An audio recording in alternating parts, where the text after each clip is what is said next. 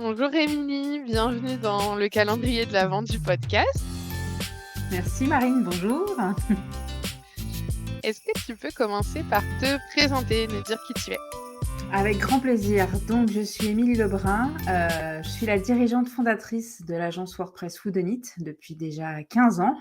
Wow, petit coup de vieux. Depuis quelques années, j'ai aussi lancé une seconde activité qui s'appelle la Whodunit Academy, qui me permet d'accompagner principalement les dirigeants et managers dans leurs problématiques de management, de culture d'entreprise, d'aide à la croissance de leur activité.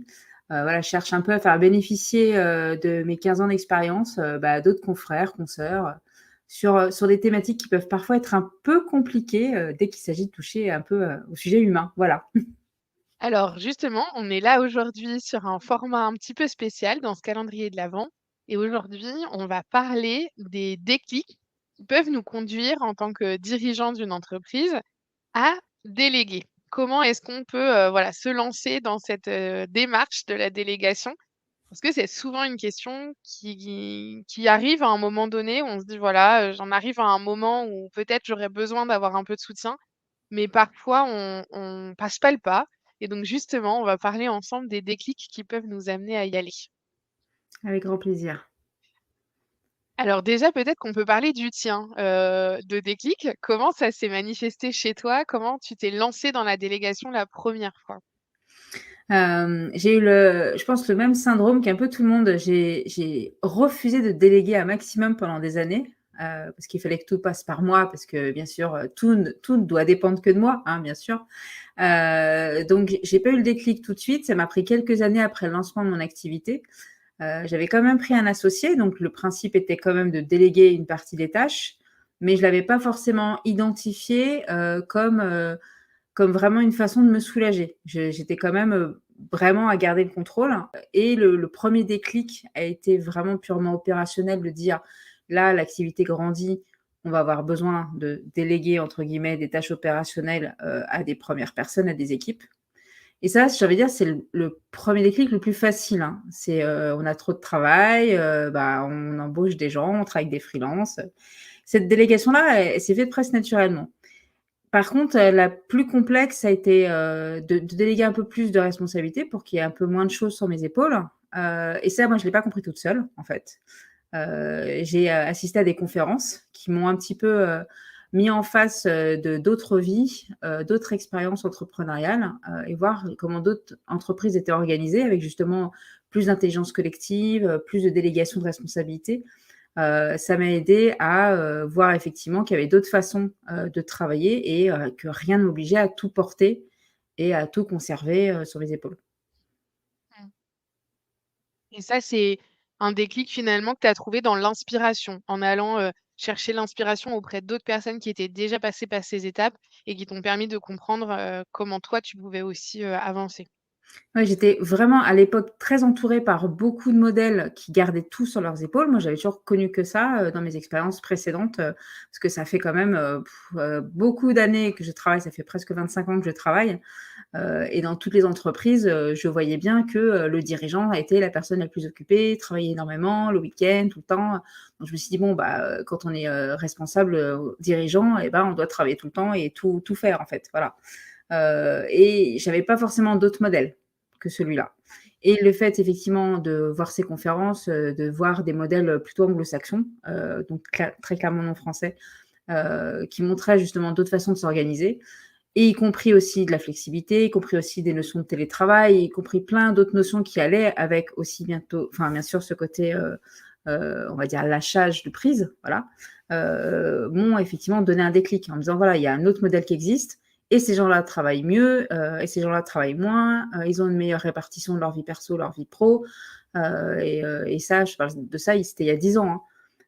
Donc je me suis dit: «OK, là, il y a vraiment un coup à jouer» et le déclic immédiat a été de dire: «OK, rien ne m'impose cette vie à part des années de croyances et de culture, en fait». Ouais.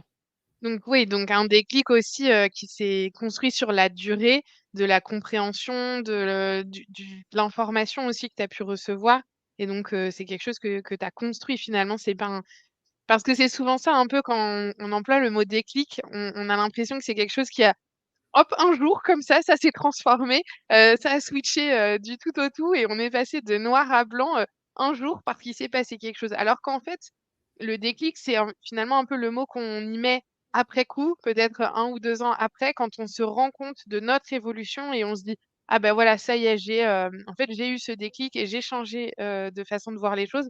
Mais ça s'est absolument pas fait en un jour. C'est quelque chose qui ne t'est pas tombé dessus comme ça par hasard, un matin en te levant. C'est quelque chose que tu as initié, que tu as travaillé et qui a pris du temps avant que ça change pour toi. Oui, c'est exactement ça, tu as très bien résumé. Le déclic, c'est pas, tu te lèves un matin et hop, ça y est, tu as une illumination, en fait. J'avais un ami qui m'expliquait que, dans la vie, on passe son temps à allumer des bougies et un jour, on prend du recul et on se rend compte que chaque bougie, en fait, dessine un chemin, en fait. Et en fait, c'est exactement ça, c'est plein de micro-décisions, prises au fur et à mesure qui apportent ce déclic général et ce pivot, j'ai envie de dire plutôt lent, d'un changement de positionnement, en fait.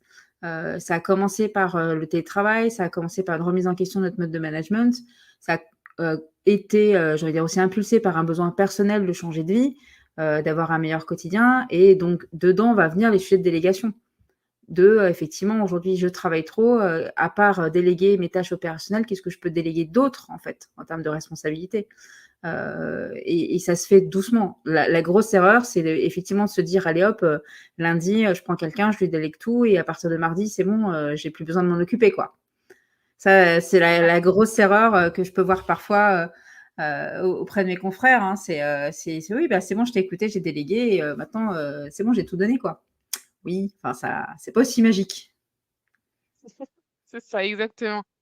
Hem et alors justement, qu'est-ce qu'on pourrait dire à quelqu'un qui serait dans cette situation d'attendre ce déclic? De dire: «Ben, ouais, j'aimerais bien, mais le déclic, il s'est pas fait chez moi, donc je suis pas passé à l'action» et qui serait dans cette attente de, ce fameux déclic qui arriverait comme ça sur, un matin en se levant?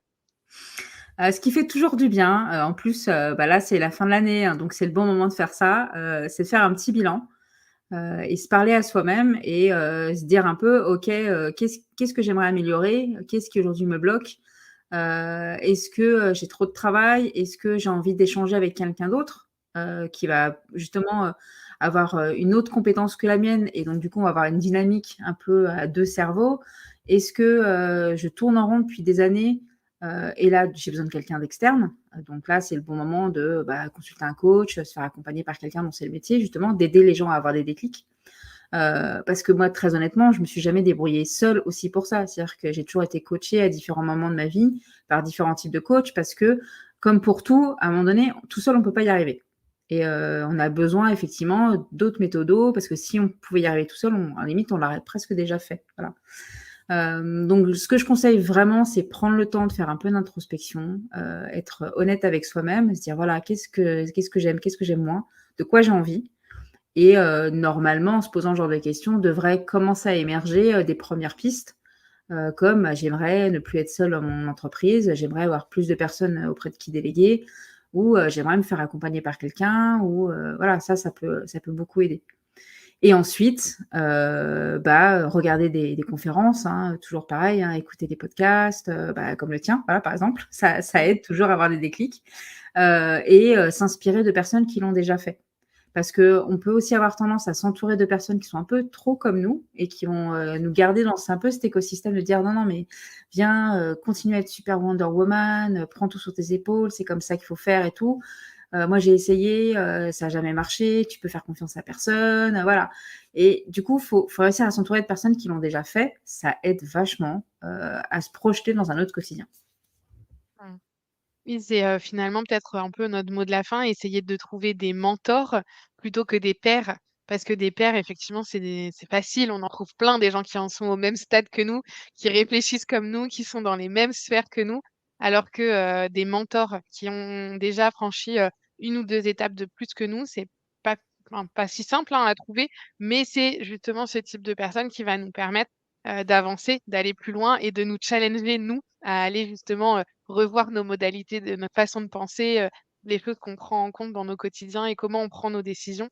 De pouvoir s'inspirer de quelqu'un d'autre qui est déjà plus loin, ça peut, effectivement nous inspirer et nous aider. Complètement. Ben, merci beaucoup, Émilie, d'avoir partagé, tes déclics avec nous aujourd'hui Avec et plaisir. puis, on se retrouve, bientôt pour un autre épisode sur un sujet que je garde encore un peu secret.